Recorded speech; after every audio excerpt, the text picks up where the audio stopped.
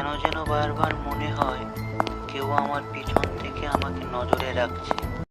রাতটা ছিল অমাবস্যার রাত। রফিক সাহেব স্বভাবত একজন চালের আড়তদার। সেদিন ছিল উত্তর পাড়ায় সাপ্তাহিক হাটের দিন। তো দোকানের কাজকর্ম শেষে ফিরতে অনেকটা রাত হয়ে গিয়েছিল রফিক সাহেবের। আর সেদিন রাতেই ফেরার সময় ঘটে যায় রফিক সাহেবের জীবনের সব থেকে ভয়ানক ঘটনাটি। কে ওখানে? কে? ওরে বাবা! একদিকে অমাবস্যা, অন্যদিকে গ্রামের রাস্তা ভালো না। কিভাবে আজকে বাসায় যাব?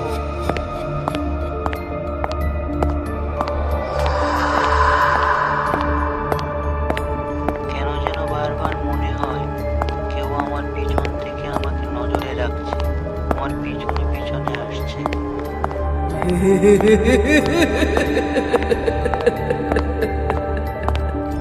কিরে, কোথায় যাচ্ছিস? পালা,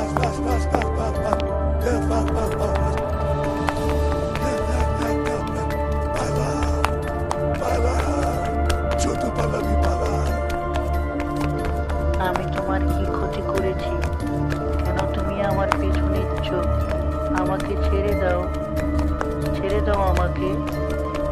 তোকে ছেড়ে দিলে তোর ঘাড় মটকাবো কিভাবে? দুষ্ট ডাইনিটা বোধ হয় অবশেষে পিছু ছেড়েছে। আবারও মনে হয় কেউ পিছনে আসছে। না না, এবার আর পিছনে তাকাবো না। ও রে বাবা! এখন আবার কঙ্কাল আসলো কোথা থেকে? নাকি আবার ডাইনিটাই কঙ্কাল হয়ে বেরিয়ে এসেছে? হ্যাঁ, আমি এখন কি করবো? বাঁচাও, বাঁচাও, কেউ আমাকে বাঁচাও। ওই তো আমার বাড়ি দেখা যাচ্ছে, আর অল্প একটু।